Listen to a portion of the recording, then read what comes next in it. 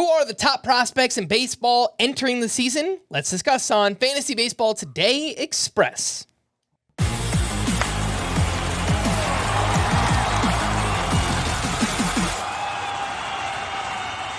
Welcome into FBT Express on Tuesday, March 25th. I am Frank Stampfl, joined by Chris Towers. Let's take a look at some of the top prospects entering the season. And first up, two pitchers. Roki Sasaki from the Dodgers, who came over this offseason from Japan, 23 years old. He throws very hard. He's got an 80 grade splitter, but does come with questions. Jackson Jobe from the Tigers as well. 22 years old. We've heard the name for years. Former first-round pick. He's got big stuff, high 90s, fastball, big spin on the breaking pitches. We just haven't seen enough strikeouts yet, Chris. Who would you rather draft at cost in a redraft league? Sasaki around 110 or Jackson Jobe around 220? I have Roki Sasaki ranked about 30 spots higher in my overall rankings. He goes about 120 picks higher on average. So I would clearly rather have Jackson Jobe. I am resigned to not drafting Roki Sasaki. I resigned myself to that a long time ago because, one, he's never thrown 130 innings in a season. He's never thrown on an every 5-day schedule. And with the Dodgers, he likely won't. They'll manage his workload. I think the ceiling is probably like 140 innings. And the problem is, if it's 140 innings, it's probably at 5-inning intervals, not like Tyler Glass now, where he might throw 140 innings, but it's going to be 6 or 7 innings most times out. Roki Sasaki is not going to get that opportunity, so there's going to be limited impact. I have questions about how the fastball is going to play, despite how hard he throws. Splitter looks awesome, but the command might be shaky. Jobe, like you said, it's just when you watch him, if you look at the Stuff Plus models, anything like that, he looks like an absolute ace.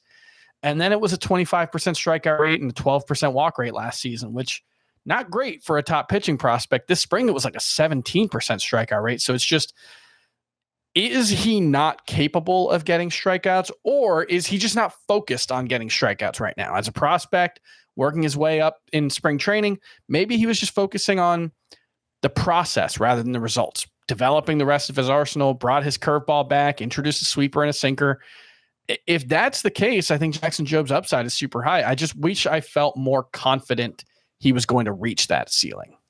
All right, next up, we have Dylan Cruz of the Nationals and Jason Dominguez from the Yankees. Both offer a little bit of power and speed. I think the speed is further along here for Dylan Cruz. I think the leash is probably longer as well, playing with the Nationals.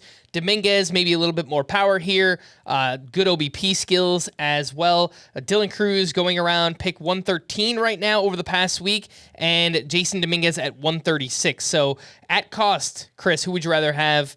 Dylan Cruz going about 25 picks higher than Dominguez. It's still Cruz, although I will say at the beginning of the offseason, they were going very, very close together. And back in November, I think Dominguez's ADP is actually a little bit higher than Cruz. But Dominguez, I don't know if maybe it's concerns about the defense and whether that messes up his playing time potential, or just I don't know what it is that has caused Cruz price to rise, because Cruz wasn't great this spring. I would take Cruz. I think the plate discipline's a little stronger here. I think both have plus raw power, but probably more like average in-game power right now. But Cruz feels like a safer bet to steal bases, feels like he has safer playing time. So I'll go with him, but it is pretty close. All right, let's take a quick break, and we'll be back right after this. The clock never stops. Relive the greatest moments with uninterrupted highlights and more. It's Gareth Bale! Ronaldo!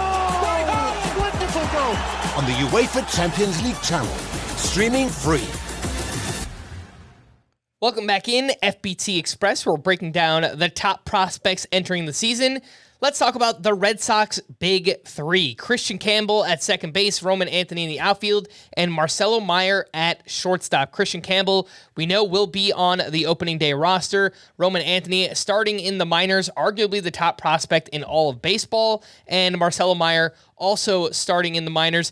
Kind of the unheralded name of these three. The other two get a lot more hype, at least for fantasy. Chris, when do you look to draft Christian Campbell? And are you looking to stash either Roman Anthony or Marcelo Meyer in redraft leagues?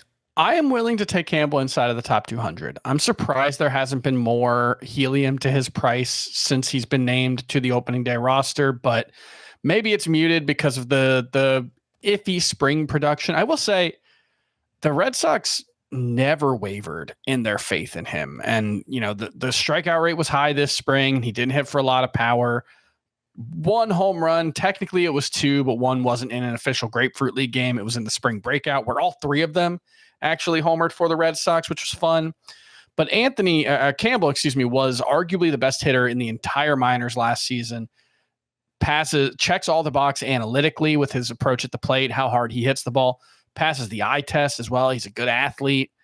I think it's a short track record and he wasn't great in spring, but I do think there's a chance we get a 2020 season from Campbell out of the gate. And, he might not be any worse than Matt McClain, who's going 140 picks ahead of him.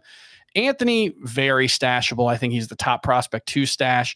It might just take one injury. It might be Trevor Story gets hurt, which happens a lot. And then Cedar Rafaela moves to shortstop and all of a sudden there's room for Roman Anthony, or maybe Wilyer Abreu doesn't play well because he dealt with a stomach bug and wasn't healthy this spring. And he, opens up a path for Anthony. But I think, high end exit velocities, good approach at the plate, only 20 years old last year. And he put up a 150 weighted runs created plus. Roman Anthony is, I'm not going out on a limb here, but I do think he is the best prospect in baseball. All right, let's wrap up with two big-name third base prospects. Matt Shaw with the Cubs, who we know is up on opening day. He already played in the two games in Tokyo. He was batting fifth in both of those games, and he's got power, he's got speed. The other name here is Cam Smith, who was actually traded from the Cubs to the Astros this offseason in the Kyle Tucker trade, and he has made a name for himself this spring, batting .342 with 4 home runs and 1129 OPS. Looks like he could be up on opening day as well. Matt Shaw going around 220 in ADP, Cam Smith around 265. What do you think about the price tag for both of those players? I think the price is fine on both. I'm happy to draft them both. I have one league where I got Christian Campbell and Cam Smith in my reserve rounds, and that was like last week. Thrilled that came together. But Smith, he just doesn't have the track record. He's only played, 32 games since being drafted. Didn't have like a multi-year track record of high-level production at FSU either, but he's one of these guys where the raw power is really good. The approach at the plate is really good. He has kind of a flat swing that's been more geared towards line drives and all fields, but if they've tweaked it so that he generates more of that power in games, he could be in for a huge season. I love the upside. I love the fact that the Astros were willing to move him into a different position that he'd never played before in order to get his bat into the lineup. And then Shaw, the Cubs, once they traded Isaac Paredes, it was just Matt Shaw's job, basically. Like, they didn't hand it to him, but they didn't ask a ton from him either. He really was penciled in very early on. He reminds me a lot of Hunter Pence with his swing and with the skill set. You're hoping 20 plus homers, 20 steals, and a good batting average from him. I think that's very doable for Matt Shaw. So I think both in any 12-team league should be drafted.